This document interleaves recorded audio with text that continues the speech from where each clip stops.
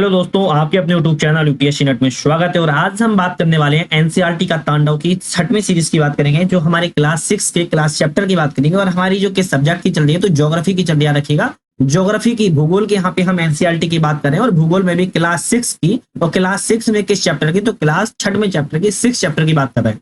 यहाँ पे हम बात करेंगे क्लास 6 की एमसीक्यू के साथ साथ उसकी व्याख्या अर्थात एक्सप्लेन की बात करेंगे। उसकी एक्सप्लेन की बात क्यों करेंगे, क्योंकि आप लोगों को मान लो अगर जैसे कि अगर एमसीक्यू नहीं आता है या क्वेश्चन आपको नहीं पता है, तो एक्सप्लेन के माध्यम से आप क्वेश्चन के साथ साथ उसकी व्याख्या को भी समझ सकते हैं, जिससे कि आपके एग्जाम के लिए बहुत ही ज्यादा महत्वपूर्ण है। सिलेक्शन का द्वार एनसीईआरटी के 4 नाम से बात क्यों कर रहे हैं, यहाँ पे भी इसका एक मुख्य रूप से बात है।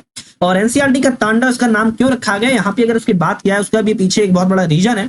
बात किया रीजन क्या है, क्योंकि एनसीईआरटी का रोल अपने आप में दायरा इतना बड़ा है ना, कि यूपीएससी से लेके और कोई भी क्लर्क तक का एग्जाम में सारा एनसीईआरटी का पूरा रोल, तो कहीं ना कहीं इतना बड़ा जो अपने उसने रौला बनाया हुआ है ना एनसीईआरटी ने, तो उसको आप लोगों को समझने के लिए और देखने के लिए कहीं ना कहीं मस्ट आप लोगों को पड़ जाती है कि आप लोग उसको समझ सकें। इसी के माध्यम से हम आपके लिए सीरीज लेके आए हैं एनसीईआरटी का तांडव। और हमारी एनसीईआरटी के क्लास 6 से लेके इसमें सभी सब्जेक्ट की क्लास 12 तक की यहाँ पे हम बात करेंगे, जो कि आपके एग्जाम के लिए बहुत ही ज्यादा महत्वपूर्ण भूमिका निभाएगी। आज हम बात करें ज्योग्राफी की, इसी तरीके से बाकी विषयों की आएगी, जैसे भूगोल और के साथ साथ राजनीति विज्ञान, पॉलिटी, हिस्ट्री, साइंस, टेक्नोलॉजी और सामाजिक विज्ञान, ये सारी आएंगी। और एक एक करके, अगर आप लोग चैनल पे नए हैं, चैनल को सब्सक्राइब नहीं किया, सब्सक्राइब कीजिए, वीडियो पसंद आए लाइक कीजिए, बेल आइकन में प्रेस कर लीजिए, आने वाली वीडियोस पर भी नोटिफिकेशन मिलता रहेगा। इसी तरीके की हमारी और भी वीडियोस बन चुकी है, डिस्क्रिप्शन लिंक है, उसको भी आप जाके देख सकते हैं। आज हम अपने पहले क्वेश्चन की तरफ बढ़ते हैं। पृथ्वी के विभिन्न स्थल रूपों का उदाहरण है पर्वत, घाटी, पठार और मैदान का निर्माण किन प्रक्रियाओं के परिणाम स्वरूप हुआ है। याद रखिएगा, ये क्वेश्चन क्या कह रहा है, डिमांड क्या है इस क्वेश्चन की, पृथ्वी के जो स्थल रूप है जैसे कि पर्वत, पठार, घाटी, मैदान, इन सब चीजों का निर्माण हुआ है, किन प्रक्रियाओं के परिणाम स्वरूप हुआ है, इसकी यहां बात कर रहा है। ऑप्शन है ए, आंतरिक प्रक्रिया के कारण, बाहरी प्रक्रिया के कारण, आंतरिक के बाहर दोनों प्रक्रियाओं के कारण, डी है इनमें से कोई भी नहीं। आपका यहाँ पे सही आंसर होता है सी, दोनों प्रक्रियाओं के कारण यहाँ पे पृथ्वी के जो स्थल रूप है उसका निर्माण हुआ है। जैसे कि हम पर्वत देखते हैं, जैसे शिमला, मसूरी, नैनीताल है ना, ये सब जाते हैं तो पर्वत, घाटी देखते हैं, पठार देखते हैं, मैदान जैसे कि गंगा का मैदान वगैरह हम देखते हैं। तो इन सब चीजों के लिए आंतरिक और बाहर दोनों रूपों का यहाँ पे मुख्य तौर पे कारण है। यहाँ पे हम इसकी व्याख्या की बात करेंगे, जो आपके एग्जाम के लिए बहुत ही महत्वपूर्ण है। और मैंने आपसे बोला भी है, एमसीक्यू के साथ साथ व्याख्या करने की मोटिव क्या है इसका, क्योंकि आपको अगर नहीं पता है तो उसको आप याद कर पाएंगे, और अगर आपको पता है तो उसको रिवीजन आपका यहाँ पे हो जाएगा। और आप लोग अगर नोट कर रहे हैं तो स्क्रीनशॉट लेना तो बहुत बेटर बात है। विश्लेषण की बात करें यहाँ पे, तो विभिन्न प्रकार के स्थल रूपों का निर्माण 2 प्रक्रियाओं के कारण होता है। प्रथम आंतरिक प्रक्रिया कहते हैं, जिसको हम बहुत से स्थलों पर पृथ्वी की सतह कहीं ऊपर उठ जाती है या फिर कहीं पे धंस जाती है। आपने देखा होगा कहीं पे ऐसी प्रक्रिया होती है, कहीं पे ऊपर उठ जाती है। पठार हो गया, इस तरीके के हो जाएंगे तो पर्वत हो जाएंगे, इस तरीके के हो जाएंगे तो घाटी, या फिर मान सकते हैं आप लोग खाई हो जाएगी, तो ये धंस जाते हैं। दूसरी प्रक्रिया की बात की जाए तो स्थल के लगातार बनने और टूटने की प्रक्रिया को हम बाह्य प्रक्रिया कहते हैं। तो कहीं ना कहीं आप समझ सकते हैं, ये बहुत ज्यादा अपने आप में इंपॉर्टेंट है। नेक्स्ट क्वेश्चन की तरफ बढ़ते हैं। नीचे दिए गए कथनों में से कौन सा कथन सत्य है, ये कह रहा है कि सही कथन कौन सा है, राइट कथन कौन सा है, ये बताइएगा। इसको बताना पड़ेगा क्योंकि भाई क्वेश्चन की डिमांड है। कहते हैं पहला कथन है पृथ्वी की सतह के टूटकर घिस जाने को अपर्दन कहते हैं। क्या ये कथन सही है, देखते हैं। जो पृथ्वी की सतह के टूटकर घिस जाने को अपर्दन कहते हैं। दूसरा कथन कहता है पृथ्वी की नई सतहों के निर्माण की प्रक्रिया निक्षेपण कहलाती है या निक्षेपण कहते हैं। देखते हैं कौन सा सही है, केवल एक, केवल दो, एक और दो दोनों, ना तो एक ना ही दो, ना ही दो, यहाँ पे ऑप्शन है। तो आपका यहाँ पे सही आंसर है सी, दोनों कथन सही है। सही क्यों है, पृथ्वी की सतह टूटकर घिस जाती है उसको अपर्दन ही कहते हैं, क्योंकि आपने देखा होगा कभी कभी वायु अपर्दन होता है, कभी कभी जल अपर्दन होता है। इस तरीके से पृथ्वी की जो जगह है उसको अगर कम हो रही है या फिर मान लो अपर्दन हो रहा है तो उसको अपर्दन कहेंगे।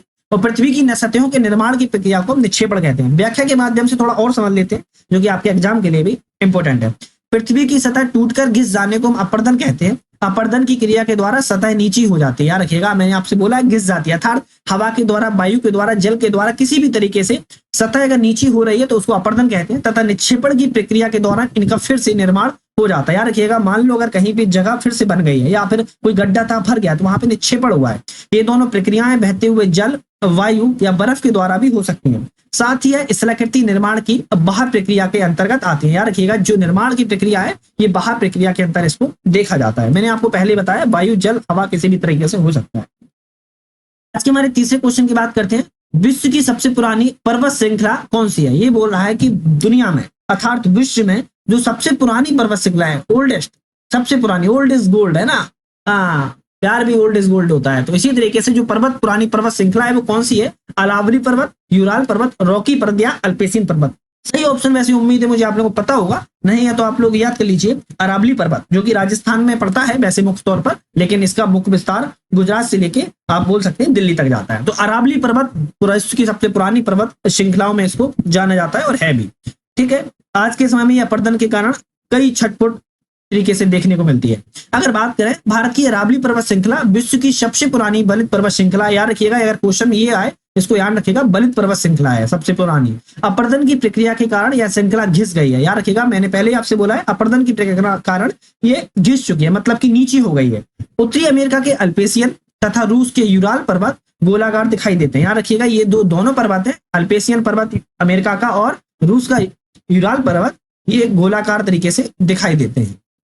वहीं अगर बात की जाए इनकी ऊंचाई भी कम है। ये बहुत पुराने बलित पर्वत हैं, लेकिन भारत का हिमालय भी बलित पर्वत का उदाहरण है। याद रखिएगा भारत का जो हिमालय है, जो हमारा हिमालय है, वो भी एक बलित पर्वत का ही उदाहरण है। लेकिन यहाँ पे पूछा जा रहा है दुनिया के सबसे पुरानी पर्वत श्रृंखला, तो अरावली। ठीक है, नेक्स्ट क्वेश्चन की यहाँ बात करते हैं। नेक्स्ट क्वेश्चन क्या उसको देखते हैं। नीचे दिए गए कथनों पर विचार किए, विचार तो करना पड़ेगा। पहला कथन रहता है जिन पर्वतों पर हमेशा जमी वाली बर्फ की नदियां होती है उन्हें हिमानी कहते हैं। क्वेश्चन क्या है, कथन क्या है, सुनो। जिन पर्वतों पर हमेशा जमी रहने वाली बर्फ की नदियां होती हैं उन्हें हिमानी कहते हैं। दूसरा कथन है पर्वतों के एक रेखा क्रम में व्यवस्थित होने को श्रृंखला कहते हैं। कौन सा कथन सही है देखते हैं। पहले केवल एक, केवल दो, एक और दो दोनों, नहीं इनमें से कोई भी नहीं, इनमें से है, इनमें से कोई भी नहीं। सही आंसर आपका यहाँ पे हो जाता है एक और दो दोनों सही है। दोनों कैसे सही है कि जिन पर्वतों पर हमेशा बर्फ जमी रहती है, याद रखिए वहां से अगर नदियां निकल रही हैं, नदियां बह रही हैं, तो उसको हिमानी नदी कहते हैं।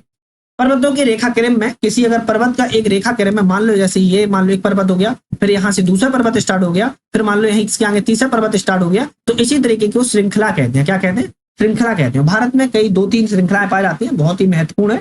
जैसे आपने सुना होगा गारो खासी जयंतिया, है ना, तो अपने आप में बहुत ज्यादा इंपोर्टेंट है। अगर हम इसकी बात करेंगे, व्याख्या की समग्र विश्लेषण की बात करें, कुछ पर्वतों पर हमेशा जमी रहने वाली बर्फ की नदियां होती हैं जिन्हें हम हिमानी कहते हैं। कुछ ऐसे पर्वत भी हैं जो समुद्र के भीतर है, याद रखिएगा कुछ ऐसे पर्वत हैं जो समुद्र के भीतर हैं, लेकिन हम उन्हें नहीं देख सकते हैं। पर्वत एक रेखा क्रम में भी व्यवस्थित हो सकते हैं, जैसे कि मैंने आपको बताया है इस तरीके से। मान लो ये हो गया, ये फिर ये हो गया, उसके बाद ये हो गया। अगर मान लेते हम ये K2 हो गया, ये हमारा हिमालय हो गया, या फिर नंगा पर्वत हो गया, इसको हम और भी पर्वत बोल सकते हैं, जैसे कि कोई भी श्रेणी, माउंट एवरेस्ट भी बोल सकते हैं। इस तरीके की एक पर्वत श्रृंखला एक व्यवस्थित रूप में, तो उसको एक श्रृंखला के रूप में कहा जाता है। बहुत से पर्वतीय तंत्र समानांतर श्रृंखलाओं के क्रम में होते हैं, जैसे कि हिमालय, आल्प्स या एंडीज पर्वत श्रृंखला। ठीक है, तो आप लोग समझ पा रहे हो कि कहीं ना कहीं ये क्वेश्चन बहुत ज्यादा इंपॉर्टेंट है और आपके एग्जाम के में बहुत ही ज्यादा महत्वपूर्ण भूमिका निभाते भी है। तो कहीं ना कहीं आपके एग्जाम के लिए बहुत ज्यादा इंपॉर्टेंट ये देखना बन जाता है। पांचवें क्वेश्चन की बात करते हैं। जिन पर्वतों की सतह उबड़ खाबड़ या फिर शिखर शोंकाकार, कैसा होता है शिखर, बात कर रहा है कि जो शोंकाकार शिखर होता है या फिर उबड़ खाबड़ होता है, ऐसे पर्वतों को क्या कहते हैं। देखते हैं, बलित पर्वत कहते हैं, भंसोद पर्वत कहते हैं, ज्वालामुखी पर्वत कहते हैं, इनमें से कोई भी नहीं। यहाँ पे आपका पांचवा ऑप्शन का सही आंसर हो जाएगा, उनको वलित पर्वत कहते हैं। वलित पर्वत क्या कहते हैं? क्योंकि वलित पर्वत है बहुत काफी समय से पुराने होते हैं, वलित पर्वतों की श्रेणी में उनको रखा जाता है। उबड़ खाबड़ होते हैं और शिखर इनका शोंकाकार होता है। अगर बात करें जिन पर्वतों की सतह उबड़ खाबड़ या फिर शिखर शोंकाकार होता है, तो उन्हें बलित पर्वत भी कहते हैं। हिमालय और आल्प्स, कौन से? हिमालय और आल्प्स पर्वत बलित पर्वत के ही उदाहरण है। याद रखिएगा जो हिमालय है हमारा, हिमालय और आल्प्स, आप लोग मुझे बताइएगा आल्प्स पर्वत कहाँ पे है?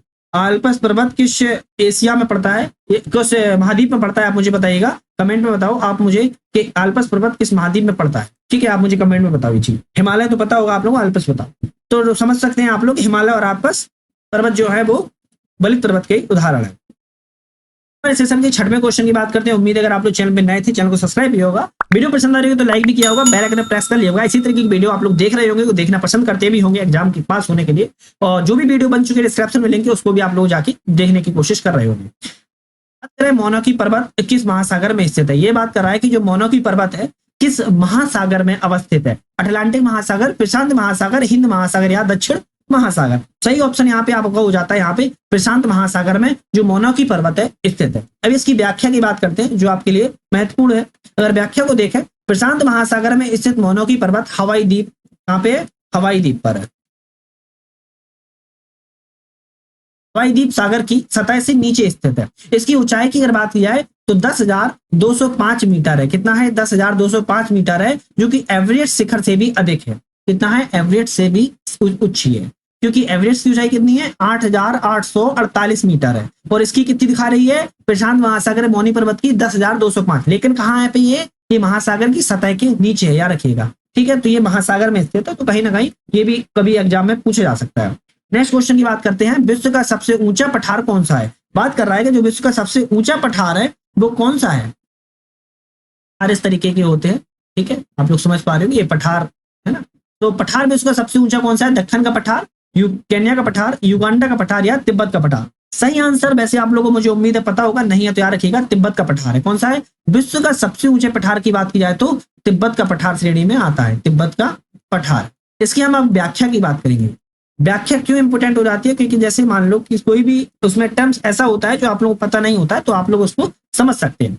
तिब्बत का पठार विश्व का सबसे ऊंचा पठार है, जिसकी ऊंचाई की बात किया समुद्र तल से, कहां से मापी जाती है? समुद्र तल से 4,000 से 6,000 मीटर तक हो जाती है। कितना हो जाती है याद रखिएगा? 4,000 से 6,000 मीटर तक उसकी समुद्र तल से ऊंचाई है। पठार पर उठी हुई या सपाट भूमि होती है। मैंने आप लोग पहले बताया जी, उठी हुई भूमि हो गई और सपाट भूमि हो गई है। इसके आसपास के क्षेत्रों से अधिक उठा हुआ पाया जाता है। पठारों की ऊंचाई प्रायः कुछ 100 मीटर से भी अधिक से लेकर कई हजारों मीटर तक हो सकती है, जो कि पर्वतों की तरह पठार भी नए और पुराने हो सकते हैं। भारत में दक्कन का पठार पुराने पठारों की श्रेणी में आता है। दक्कन का पठार कहाँ पड़ता है? महाराष्ट्र के आसपास के क्षेत्रों में पड़ता है दक्कन का पठार। तो ये भी पठार जो है दक्कन का पठार पुराने पठारों में, सबसे प्राचीन पठारों में इसको गिना जाता है। ठीक है, तो आप लोग समझ सकते हैं पठार कितना इंपोर्टेंट हो जाता है। नेक्स्ट क्वेश्चन की बात करें, हुंड्रू जलप्रपात निम्नलिखित में से किस नदी पर अवस्थित है? ये बात कर रहा है कि भारत में कहाँ पे है, याद रखिएगा, भारत की बात कर रहा है कि भारत में हुंड्रू जलप्रपात है वो किस नदी पर स्थित है? शरावती नदी, कावेरी नदी, स्वर्ण रेखा नदी या टोंस नदी। सही आंसर आपका यहाँ पे हो जाता है। बात यह किस नदी पर स्थित है, तो ये स्वर्ण रेखा नदी पर स्थित है। किस नदी पर स्थित है? स्वर्ण रेखा नदी पर हुंड्रू जलप्रपात स्थित है। इसकी हम व्याख्या की बात कर लेते हैं, थोड़ा सा जो आपके एग्जाम के लिए हो सकता है महत्वपूर्ण हो जाए। अगर इसकी हम व्याख्या की बात करें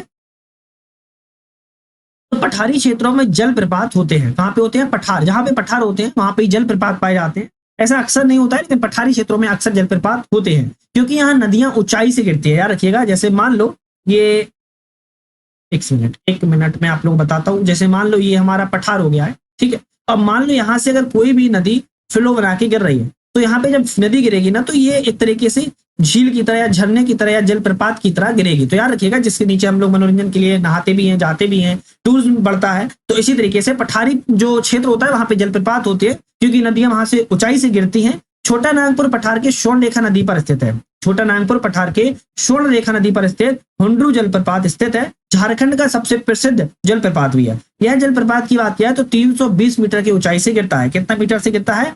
कभी भी एग्जाम में आए तो बता सकते हैं, 320 मीटर की ऊंचाई से गिरता है। कर्नाटक में शरावती नदी पर स्थित जोंग जलप्रपात है। इस प्रकार जलप्रपात का उदाहरण भी है। शिव समुद्रम जलप्रपात कर्नाटक में कावेरी नदी पर स्थित है, याद रखिएगा। शरावती नदी पर जोंग जलप्रपात है कर्नाटक में। शिव समुद्रम जलप्रपात कावेरी नदी पर है। और धुआंधार जलप्रपात की बात की जाए तो जबलपुर में नर्मदा नदी पर स्थित है। तो याद रखिएगा, मैंने आपको सारे जो इसमें ऑप्शन में थे, मैंने सब आपको जलप्रपात बताए, इसीलिए बताता हूं कि आपके एग्जाम के लिए कुछ भी महत्वपूर्ण हो सकता है तो आप उसको सॉल्व कर सकें।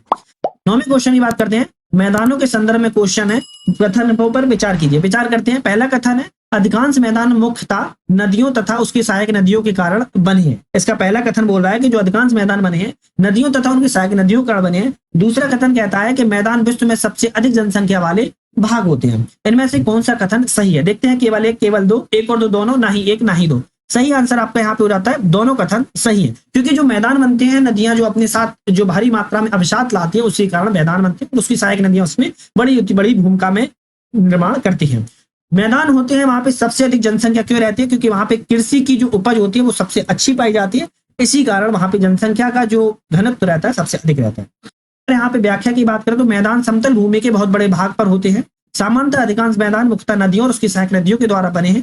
नदियां पर्वतों के ढालों पर नीचे की ओर बहती हैं। रखिएगा, पर्वतों की ढालों से नीचे की ओर बहती हैं और उन्हें अपर्दित करते हुए, मतलब उनके साथ लगातार मात्रा में अपर्दन करती रहती है और अवसाद लाती हैं। वे अपर्दित पदार्थों को एक साथ आगे की ओर ले जाती है। मैंने कहा है कि अवसाद को आगे की ओर ले जाती है। एक साथ ढोए जाने वाले पदार्थ जैसे कि बालू होता है और शिल्ट, वे घाटियों में निक्षेपित कर देती है। मतलब कि घाटियों में बालू और सिल्ट वगैरह होता है, पत्थर होते हैं बड़े, पानी का जो फ्लो होता है ना पत्थरों को बड़े उससे काटता है ना, तो कहीं ना कहीं बड़ी बड़ी मात्रा में जो घाटियों में निक्षेपित कर सकते, वहां पे फैलाती रहती हैं। इन्हीं निक्षेपों में मैदानों का निर्माण होता है। साथ ही सामान्यतः मैदान अधिक उपजाऊ भी होते हैं, क्योंकि कहीं ना कहीं अपने साथ वो क्या लाते हैं, बहुत बड़ी उर्वरता शक्ति लाते हैं। यहाँ आवास और परिवहन के साधनों का निर्माण भी आसान हो जाता है, क्योंकि वहां समतल भूमि होती है, इसलिए मैदान विश्व के सबसे अधिक जनसंख्या वाले भाग भी पाए जाते हैं। तो कहीं ना कहीं आपके लिए इंपॉर्टेंट हो जाता है। हमारे सेशन की लास्ट क्वेश्चन की बात करते हैं। यहाँ पे लास्ट क्वेश्चन क्या है उसको देखते हैं। तो लास्ट क्वेश्चन की बात करें तो यांगसे नदी कहाँ बहती है। बात कर रहा है कि जो यांगसे नदी है कहाँ बहती है, चीन, मंगोलिया या रूस या उत्तरी अमेरिका। सही ऑप्शन आपको सब ऐसे पता होगा, नहीं है तो मैं बता देता हूँ, चाइना में बहती है। कहाँ पे बहती है, चाइना में। याद रखिएगा जो चाइना में है वहां पे ही यांगसे नदी बहती है, और चाइना के लिए बहुत ही ज्यादा महत्वपूर्ण ये नदी भी है। उम्मीद है पूरा सेशन आप लोगों ने देखा होगा धैर्य के साथ। नई वीडियो पाने के लिए बेल आइकन पे प्रेस कर लिया होगा, चैनल को सब्सक्राइब किया होगा। नई वीडियो के साथ फिर से आप लोगों को मुलाकात करते हैं। वीडियो पर बहुत बहुत धन्यवाद।